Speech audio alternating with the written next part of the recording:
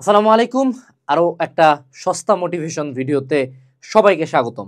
আজকের এই ভিডিওতে আমরা ইউটিউবে অনেক প্রকাশ একটা শর্টস দেখছি, যেই টপিকটার উপরে অনেক শর্টস আমরা কিন্তু অলরেডি দেখে ফেলছি। সেটা হলো দ্য পেইন অফ রিগ্রেট। অর্থাৎ একটা খুব সুন্দর একটা কোট আছে যে you are fearing the pain of failure but wait till you get the bill from the pain of regret. এই টাইপের একটা কোটস আছে, খুব সুন্দর শোনা। যারা ইংলিশ স্পিকার তারা খুব মোটিভেটিং ওয়েতে বলে। আমরা শুনি, আমরা দেখি, আমরা জানি যে দুনিয়াতে আফসোসের যে পেইন, এটা খুব বড় পেইন। ফেইলিওরের পেইনটা খুব একটা পেইন না, বাট আলটিমেটলি অ্যাজ হিউম্যানস আমরা ফেইল করার পেইনটাকে সবচেয়ে বেশি ভয় পাই। কিন্তু কথা হইলো, আজকের এই ভিডিওতে আমরা ওইটা নিয়ে কথা বলবো না। আজকে আমরা কথা বলবো দ্য পেইন অফ রিগ্রেট নিয়ে। কেন কথা বলবো? আমি আজকে শুরুতেই দুইটা সেপারেট স্টুডেন্টকে নিয়ে আলোচনা করতে চাই। ধরে নিই দুইটা স্টুডেন্ট বা দুইটা মানুষ। আমি স্টুডেন্টদের বুঝাই কেন? কারণ আমার অডিয়েন্স সবচেয়ে বেশি students. It can be anyone, to businessman, to university students, anyone, it can be anyone, ঠিক আছে? সো দুইটা স্টুডেন্ট ওয়ান যে হলো আলটিমেটলি অনেক পড়ছে, মানে অ্যাডমিশন টাইমে বা এইচএসসি লাইফে অনেক পড়ছে। অনেক মানে অনেক, মানে 10 ঘন্টা, 15 ঘন্টা, 17 ঘন্টা পড়াশোনা করছে। মানে তার লাইফে পড়াশোনা বাদে কিছু ছিল না। এই স্টুডেন্টের টার্গেট ছিল মেডিকেলে চান্স পাবে, সে ডাক্তার হবে। সো সে পাগলের মতো পড়ছে, মানে সে এইটুকু এনশিওর করছে যে তার হিউম্যান লিমিটে যতটুকু ছিল, এটা যদি তার হিউম্যান লিমিট হয়, সে এই পর্যন্ত পৌঁছায় গেছে। এটা হলো লিমিট, সে একদম এই পর্যন্ত চলে গেছে। কিন্তু কোনো কারণে হয়তোবা পরীক্ষার হলে যায় তার ব্রেন কাজ করে নাই, হয়তোবা সে 1 বা 2 মার্কের জন্য চান্স পায় নাই। কি করলো? সে 1 বা 2 মার্কের জন্য মেডিকেলে চান্স পাইলো না। কিন্তু যেহেতু সে এই পরিমাণে পাগলা লেভেলের পড়াশোনা দিছে, সে পরবর্তীতে জাবিতে চান্স পাইলো, রাব্বিতে চান্স পাইলো, ঢাবিরও সুন্দর একটা ইউনিটে চান্স পাই গেছে ইউনিটে, কারণ সে পাগলের মতো পড়ছে। এটা একটা স্টুডেন্ট। দ্বিতীয় একটা স্টুডেন্ট নাম্বার 2 যেটা করছে, সে হলো অ্যাডমিশন টাইমে ঢাকায় আসছে। ঢাকায় এসে সেও চাইছে যে মেডিকেলে পড়বো আর কি, বাট ওই যে ঢাকায় আসছে বন্ধু সার্কেল, সো সে প্রতিদিন কোচিং টোচিং যাইতো না, যাইতো মাঝে মধ্যে যাইতো না। কোচিংয়ের কথা বলে বাইরে ঘুরে টুরে বেড়াইতো, পড়াশোনা করতো না। সোশ্যাল মিডিয়াতে খুব অ্যাক্টিভ, ফোন স্ক্রল করতো, অনলাইনে কোর্সে ভর্তি হয়, ক্লাস করে না, বের হয়ে যায়। সো ওর কাছে জিনিসটা ছিল হবে, পড়বো না মেডিকেল ভর্তি পরীক্ষার 7 দিন আগে। সো মেডিকেলের জিনিস সার্কুলার দিচ্ছে, তারপর 15 দিন পরে পরীক্ষা, ঠিক আছে? সো সার্কুলার দিন থেকে খুব পড়া শুরু করছে। সার্কুলার দিন থেকে সেই পড়া দিছে, 10 ঘন্টা 12 ঘন্টা পড়াশোনা দিছে। বাট যেহেতু সে আগে কিছুই পড়ে নাই, আগে ওরকম পড়াশোনা করে নাই, সে চাইলেও অত এক্সট্রিম লেভেলে পড়তে পারতেছিল না। কারণ তার ব্রেন বডি, তুমি কিন্তু সাডেন যে 100 কেজি তুলতে পারবে না, তোমাকে কয়েক বছর ধরে তুলতে তুলতে 100 কেজিতে যাইতে হবে, রাইট? সো সাডেন কিন্তু তুমি 17 ঘন্টা, কালকে সকালে তুমি যদি চিন্তা করো কালকে সকালে আমি 17 ঘন্টা পড়বো, তুমি পড়তে পারবে না, খুব স্বাভাবিক এটা। কিন্তু তুমি যদি কালকে, আজকে তুমি 3 ঘন্টা পড়ো, কালকে 4 ঘন্টা পড়তে পারবো, তারপরে 3 দিন পরে 5 ঘন্টা পড়া যাবে ইজিলি। অর্থাৎ প্রগ্রেসিভ ওভারলোড করা যায়। এখন কথা হলো পেইন অফ রিগ্রেট জিনিসটা কি? দ্য পেইন অফ রিগ্রেট জিনিসটা হলো যে এই যে সেকেন্ড স্টুডেন্টটা যে পড়লো না পুরা টাইম জুড়ে, হয়তো লাস্টের দিকে একটু পড়ার চেষ্টা করছে, এই স্টুডেন্টটা বাংলাদেশের 90% চান্স না পাওয়া পাবলিককে রিপ্রেজেন্ট করে। অর্থাৎ তারা পুরো অ্যাডমিশন টাইম জুড়ে শুরুর দিকে খুবই এনার্জেটিক থাকে, খুবই হেলায় খেলায় এনজয় করে কাটায়। তারপরে যখন বিভিন্ন বিশ্ববিদ্যালয়ে সার্কুলার দেয়, তখন ওর টনক নয়, তখনই কিন্তু হালকা স্ট্যান্ডার্ড কোর্সের বিক্রি বাড়ে। এটাই বাস্তবতা, আমরা তো বিজনেস করি, আমি সত্য কথা বলছি। সার্কুলার দিবে মানে ওই দিন ভর্তি 3 গুণ হয়ে যাবে। সো ওই স্টুডেন্টটা যখন চান্স পাবে না, প্রথম স্টুডেন্টটা চান্স পায় নাই, বুঝছি মেন টার্গেট ছিল, বাট পরটাতে পাই গেছে। কিন্তু দ্বিতীয় স্টুডেন্টটা কিন্তু আলটিমেটলি কোথাও চান্স পায় না মেজরিটি অফ দ্য টাইম। এখন আমি একটা লজিক্যাল কোশ্চেন করি, নিজেকে দুইটা স্টুডেন্টের জায়গায় বসান। আপনি পাগলের মতো পড়ছেন, কোন এক জায়গায় চান্স হয় না, একটা জায়গায় হয়ে গেছে। আপনি কিছুই পড়ান নাই, পুরো টাইমটা জুড়ে ফাঁকি দিচ্ছেন, লাস্টের দিকে টানা পড়ছেন কিন্তু চান্স পান নাই। কোন স্টুডেন্টের খারাপ লাগবে বেশি? Obviously the second one. কারণ প্রথম যে স্টুডেন্ট, সে বলছে যে আমি আমার হিউম্যান লিমিটের মানে লেভেল পর্যন্ত খেলছি, এখন আমি চান্স পাই না, আমি জানি এর বেশি আমার কিছু করা পসিবল ছিল না। কিন্তু দ্বিতীয় স্টুডেন্টটা কিন্তু হিউম্যান লিমিট কেন, ওর বেসিক মিনিমাম, বেয়ার মিনিমামটাও পড়ে নাই। সো ও কন্টিনিউয়াস রিগ্রেটে ভুগবে, কন্টিনিউয়াস রিগ্রেট। সিচুয়েশন দুইটা চিন্তা করেন। একজন ধরেন আপনার সামনে একটা গাড়ি, হ্যাঁ, এটা একটা খাদ, এখানে নদী আছে, হ্যাঁ, সেখানে একটা গাড়ি আটকে গেছে, সে টু সে গাড়ি, হ্যাঁ, এই গাড়ির মধ্যে একটা মা আর একটা বাচ্চা আছে, আপনি মানুষটা আছেন এখানে দাঁড়ায়, সে টু সে দাঁড়ায় আছে। এই মানুষটা দাঁড়ায় থাকার পরে আপনি গাড়িটা ধরে টানার চেষ্টা করছেন, বাঁচানোর চেষ্টা করছেন, আপনি টানতে টানতে টানতে আপনার কোমরের একটা ডিস্ক খুলে গেছে, ডিস্ক প্রোল্যাপস হয়ে গেছে। ডিস্ক প্রোল্যাপস হওয়ার পরে আপনি তাদেরকে বাঁচাইতে পারেন নাই, এটা ডুবে গেছে। এটা একটা কেস। কেস নাম্বার 2 হলো আপনি প্রথমেই ভাবছেন যে আল্লাহ গাড়ি টানাটানিতে কি এবার আমি এটাতে নাই, আমি এই ঝামেলাতেই নাই। আপনি সাইড থেকে তাকাইছিলেন পুরো টাইম জুড়ে, তারপরে বাচ্চার মাটা মরে গেছে চোখের সামনে। আপনার কোনটাতে পেইন বেশি লাগবে পরবর্তীতে? প্রথমটাতে আপনি জানেন you could have done nothing more, আপনার লিটারালি আপনি আপনার বডি ডিস্ট্রয় করে ফেলছে, তাদেরকে বাঁচাতে যে পারেন নাই, তখন খারাপ কম লাগে।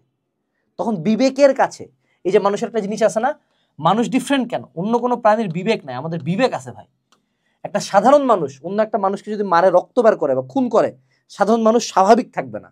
একটা সুস্থ স্বাভাবিক মানুষ যদি অন্য কাউকে খুন করে না, ও আজীবনের জন্য পাগল হয়ে যাবে। কারণ আমি একটা মানুষকে মারে ফেলছি, এটা নর্মাল একটা ব্রেন প্রসেস করে না। রক্ত দেখলে মনে হয় যে আল্লাহ, ওই মানুষটাও তো মানুষ, ওরও তো খারাপ লাগতেছে, ওরও পরিবার আছে। সাইকোপ্যাথের খারাপ লাগে না, সেটা ডিফারেন্ট ব্যাপার। কিন্তু আপনি আপনার বিবেকের দংশনে মরে যাবেন যে আমি চাইলে এই পরিবারটাকে হয়তো বা বাঁচায় ফেলতেও পারতাম, I could have tried, but আমি করি নাই। তখন আপনার বিবেক আপনাকে কন্টিনিউয়াসলি দংশন করবে। এখন আসি, স্ট্রেস কোথা থেকে আসে জানেন? স্ট্রেস এটা হলো, জেফ বেজোস আছে না, সে বলছিল স্ট্রেস কখনো বেশি কাজের জন্য আসে না। স্ট্রেস আসে এই কারণে যে আমি জানি আমাকে পড়তে হবে, আমার কোচিং আছে, প্রাইভেট আছে, এই স্যার আছে, ওই স্যার আছে, অর্থাৎ আমি জানি আমাকে 8 ঘন্টা পড়তে হবে, বা সেটা হচ্ছে আমার বিজনেস, আমাকে প্রতিদিন 10 ঘন্টা অফিস করতে হবে, আমি করতেছি না, আমি কি করছি, ফোনে স্ক্রল করতেছি। আর আমার ব্রেন কিন্তু সাবকনশিয়াস মাইন্ড, মনে রাখতে হবে আমাদের সাবকনশিয়াস মাইন্ড আমাদের 95% ডিসিশন সেই নেয়। আপনি যে নিঃশ্বাস নিচ্ছেন, এই যে আমি যে হাত নড়াচ্ছি, প্রত্যেকটাকে আমি প্ল্যান করছি, আমি এবার এই দিক দিয়ে হাত নড়াবো, তারপর এইদিকে হাত নড়াবো, তারপর এইদিকে তাকাবো না, আমার সাবকনশিয়াস মাইন্ডে এটা হয়ে গেছে। আমার সাবকনশিয়াস মাইন্ডই জানে যে আমার এখন কাজ করা দরকার, কিন্তু আমি করতেছি না। আমার কনশিয়াস ব্রেন দিয়ে আমি কি হচ্ছে, স্ক্রল করতেছি, হয়তো ফোন চালাচ্ছি, হয়তো ঘুরে বেড়াচ্ছি, আড্ডা দিচ্ছি, তখন আমার স্ট্রেস লাগবে। কারণ সাবকনশিয়াস কন্টিনিউয়াস প্রেশার দিচ্ছে যে এই বস, এই কাম না করতে, এই চান্স পাবে না, এই পড়া হচ্ছে না তো, সবাই পড়তেছে, কি হচ্ছিস? তো আমার কনশিয়াস ব্রেন দিয়ে আমি বুঝাই দিচ্ছি না, পড়বো না, তার দরকার নেই, তখন স্ট্রেস আসে। এখন আমি আসি একটা খুব কন্ট্রোভার্সিয়াল টপিক, আমি অনেকজনকে এখানে অফেন্ড করব। প্রথম কথা, আমার কোনো সুইসাইড ভিকটিমের প্রতি এক ফোঁটা সিম্প্যাথি নেই, এটা আমার প্রথম কথা। এটা আমার ধর্ম আমাকে অ্যালাউ করে না, ঠিক আছে?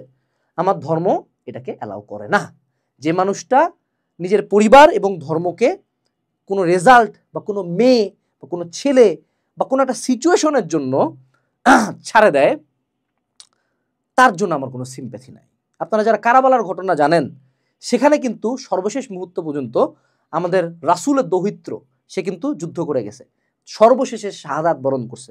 সে তো বলে না যে আমি মরে যাই, আমি তো সব দিক থেকে ঘিরে গেছি, যে আমার গা কাটা দিয়ে উঠতে, সেটা বললে গা কাটা দিয়ে উঠে।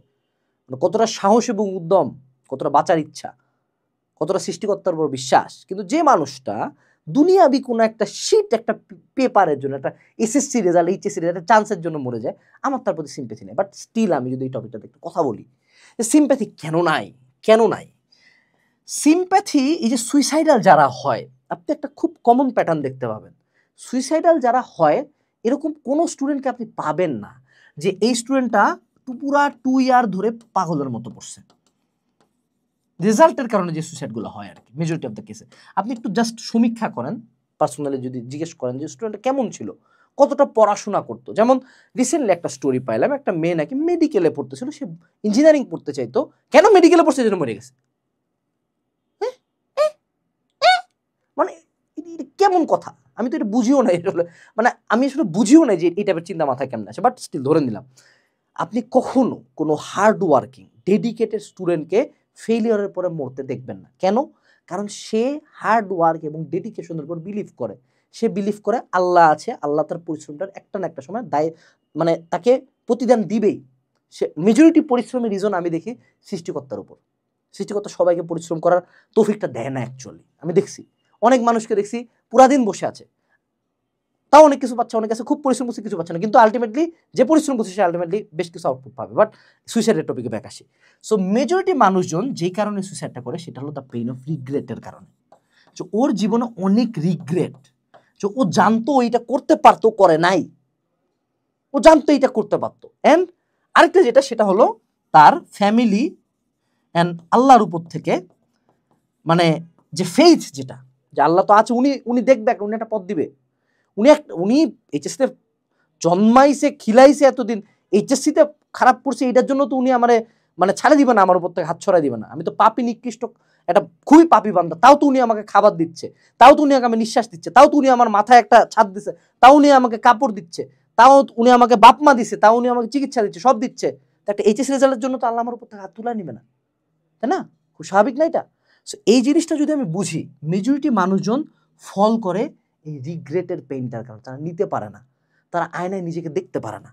সো আপনি কি চান এই পেইনটা নিতে, বা তুমি কি চাও এই পেইনটা নিতে, যে আমি এই পেইনটা নিব, এই পেইনটা নিয়ে আমাকে সারা জীবন থাকতে হবে, যে আমি একটু বেশি করতে পারতাম, I had the options, I had the tools, I had the teachers, I had the books, I had the courses, I had the money, I had the home, I had the family, সব ছিল আমার কাছে, আমি করি নাই।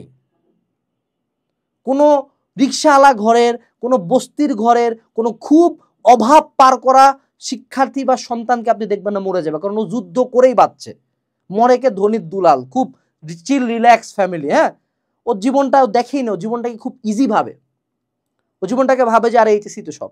কিন্তু যখন তোমার চিন্তা একবেলা খাবার নিয়ে থাকবে, তখন এইচএসি নিয়ে চিন্তা হবে না। যখন তুমি দেখবা যে তোমার ফ্যামিলি একবেলা খায়, পরের বেলার কোনো ঠিক নেই, তখন তুমি এইচএসি তোমার মেইন কনসার্ন না ইন দ্য ফার্স্ট প্লেস। তখন তুমি যুদ্ধ করবা, তখন তুমি বাঁচতে চাবা, যে না আমি বাঁচতে চাই, আমি এই জীবন থেকে বের হইতে চাই। ওগুলো আলাদা topic, but still. So the pain of regret, কথা হলো যে আমাদের আরেকটা বড় প্রবলেম আছে। আমি যে এত রিগ্রেট নিয়ে এত গল্প দিতেছি না, বাই দ্য ওয়ে, যারা যারা অনলাইনে পড়াশোনা করি বা হালকেনস্টাইনের সাথে যুক্ত আছে, অবশ্যই হালকেনস্টাইন অ্যাপটা ভিডিও ডেসক্রিপশন বক্সে লিঙ্ক আছে, প্লে স্টোর থেকে ডাউনলোড দিব। হালকেনস্টাইন অ্যাপ তোমার পড়াশোনার একটা ওয়ান স্টপ সলিউশন। কেমনে এটা তুমি পরে বুঝবা, বাট এখন যদি আসি, সেটা হলো দোষটা কার? আমরা কেন রিগ্রেটের পেইনটা ফিল করি না, কেন ফিল করি না? এটার মূল রিজন হলো আমরা সব সময় যেই মোমেন্টটা আমাকে রিগ্রেট হিট করতে আসে, যেই মোমেন্টটা দোষটা আমার দিকে আসতেছে, আমি সাথে সাথে এই বস দূরে যে সাথে দেবার আমার 10টা আঙ্গুল 10 জনের দিকে আটকায় দিই, যে কি ভাইয়ার দোষ, প্ল্যাটফর্মের দোষ, বাপের দোষ, মায়ের দোষ, কোচিংয়ের দোষ, শিক্ষা ব্যবস্থার দোষ, সরকারের দোষ, যে কোশ্চেন করছে তার দোষ। হ্যাঁ, অনেকের ক্ষেত্রে আমার উপরের দিকেও হাত চলে যায় যে তুমি কেন দিলে না চান্স। আরে ভাই, তুই ধর 10 ঘন্টা পড়ছিস, উনি তো সবার আল্লাহ, তোর একার আল্লাহ না। তো যে 20 ঘন্টা কাটছে উনি তাকে দিছে, খুব স্বাভাবিক। সো তখন সব দিকে আমার 10 আঙ্গুল 10টা দিকে চলে যায়, তারপর সবার দিকে দোষ, আমার দিকে একটা আঙ্গুলও নাই কিন্তু। সো সবাইকে, এই যে তোর দোষ মামা, এই যে 4টা আঙ্গুল আমার দিকে, যে এই মামা তোর দোষ, এই তুই পড়াইস নাই, এই কোশ্চেন কেন এমন করছে, এই শিক্ষা ব্যবস্থার দোষ, এই এইচএসসির কোশ্চেন কঠিন হয়েছে কেন, এই আমার এইচএসসি রেজাল্ট খারাপ কেন। সো কখনো পেইনটা ফিলই করতে চায় না, ও সব সময় পালায় বেড়ায়। এই কারণে দ্য রিগ্রেট অফ পেইন বাংলাদেশে বললে কোনো ঝামেলা হয় না, কারণ রিগ্রেটই তো নাই কারো। কারণ কি? দোষকার সরকারের, দোষকার যে কোশ্চেন করছে তার, দোষকার বাপ মা চাপ দিছে তাই, দোষকার অনলাইন ভাই আর বেশি পড়ায় নাই, দোষকার বইয়ের যে পাবলিকেশনের বই ওখান থেকে কমন আসে নাই, দোষ তো অন্য সবার, আমি তো কিছু করি নাই। আমি যে প্রতিদিন পড়ার কথা সেটা আমি পড়িনি, এটা আমার দোষ না। তো আমি যে ঘন্টার পর ঘন্টা ফোন চালাইছি, এটা আমার দোষ না। আমি যে কোচিংয়ের নাম করে ডেটিংয়ে যেতাম, এটাও আমার দোষ না। আমি ঢাকায় এসে কোচিং না করে ঘুরে বেড়াইতাম, এটাও আমার দোষ না।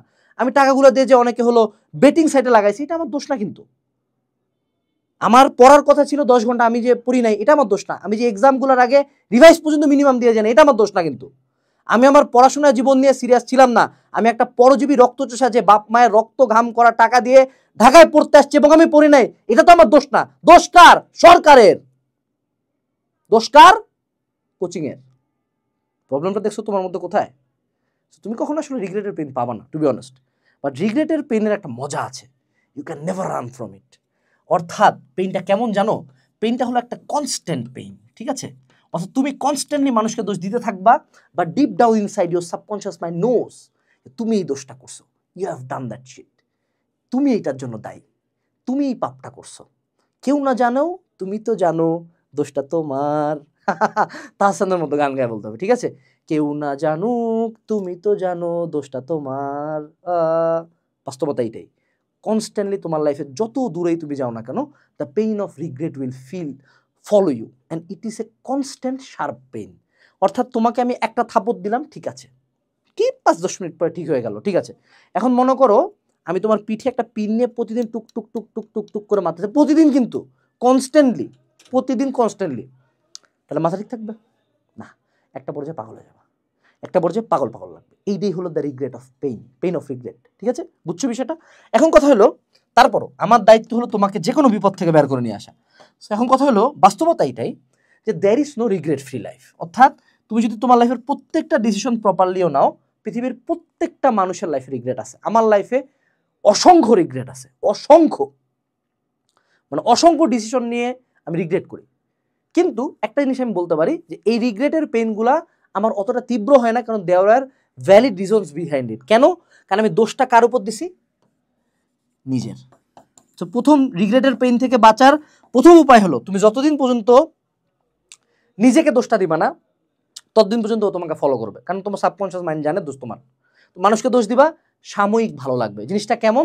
যে আমার খুব খারাপ লাগতেছে অ্যাডিকশনের কারণে, আমি খাই ফেললাম, খাই ফেলে ভালো লাগতেছে, কতদিন খাইতে পারবো, তারপর তো মরে যাবো। So I have to face it, I have to face it. There is no regret free life, regret আসবেই লাইফে, কিন্তু যখনই দোষটা আমি নিজের ঘাড়ে নেবো, মানে নিবো যে ঠিক আছে ওকে আমি ফাঁক আপ করছি, আমার দোষ, চলো এখন সামনে কি করা যায়, তখন ঠিক হবে। দ্বিতীয় যেটা, পেইনটা কতটা ইফেক্ট করতে দিব। কথা হলো যে কোনো pain, it can B any pain, অপমানের পেইন, রিগ্রেটের পেইন, ব্রেকআপের পেইন, বিশ্বাসঘাতকতার পেইন, ব্যর্থতার pain, any kind of pain can be turned into fuel. অর্থাৎ যদি আমার রিগ্রেট হয় যে আমি যদি, আমার রিগ্রেটটা ছিল আমি হয়তোবা এসএসসির পরে ভালো মতো পড়লে আমি এনডিসিতে চান্স পাইতাম, that was my the pain of regret. ওইটাকে আমি পুরো এইচএসসি লাইফ শুধু মানে কয়লা ঢালে বাতাস মারে ফুলাইতে ফুলাইতে ফুলাইতে ফুলাইতে অগ্নিগিরি বানায় দিছি। এন্ড এটা অ্যাডমিশন টাইমে যা বাস্ট হয়েছে, আল্লাহর রহমতে বোর্ডে ফার্স্ট হয়ে 15টা ভার্সিটি চান্স পাই গেছিলাম। পরবর্তীতে আমার লাইফে কি হয়েছে ডাজন্ট ম্যাটার, এইচএসসির পরে অ্যাডমিশন পর্যন্ত তো আমি মানে সাকসেসের পিনাকেলে ছিলাম, রাইট? টপে ছিলাম তো, রাইট? সো এই জিনিসটা তোমাকে মনে রাখতে হবে যে পেইনটাকে তোমাকে ফুয়েলে কনভার্ট করতে হবে। যদি রিগ্রেটের পেইন হয়, প্রথম যেটা করবা দোষ স্বীকার করবা, দেন কি করবা, এই ফুয়েল, এই পেইনটাকে রাখবা নিজের মধ্যে, এবং পরবর্তীতে এটাকে ফুয়েল বানায় পরবর্তী যে অ্যাচিভমেন্ট আছে সেটা করার সাথে সাথে এই পেইনটা ভুলে যাবা।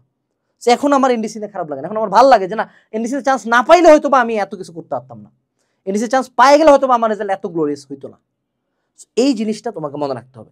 ভিডিওটা আমি জানি না আমি অগোছালো বলছি কিনা, আমি জানি না ভিডিওতে অনেক কন্ট্রোভার্সিয়াল কথা বলছি কিনা, বাট আমার দায়িত্ব একটাই, সেটা হলো তোমাদেরকে হার্ডকোর রিয়ালিটি বলা। তুমি ফেসবুকে অনেক মানুষকে নিয়ে যারা চলে গেছে দুনিয়া থেকে নিজের ইচ্ছায়, তাদের কিনা অনেক প্যারাগ্রাফ দেখবা, রিয়েল লাইফে দেখবা ওই পরিবারটাকে পুরা সমাজ বয়কট করে বসে আছে। এটাই সমাজের বাস্তবতা। অনলাইনে সবাই খুব সাপোর্টিভ, অফলাইনে ওই সেম মানুষটাকে নিয়ে হাসাহাসি করে, এটাই বাস্তবতা। 3 দিনের মাথায় তার নিজের মাও রিকভার করে ফেলে, 7 দিনের মাথায় পুরা পরিবার নর্মাল হয়ে যায়, 2 দিনের মাথায় অনলাইন ভুলেও যায় তুমি কে ছিলা। So I think I have delivered my message. হালকা স্ট্যান্ড অ্যাপ ডাউনলোড করো, পরবর্তী ভিডিওতে দেখা হবে। আসসালামু আলাইকুম, টাটা।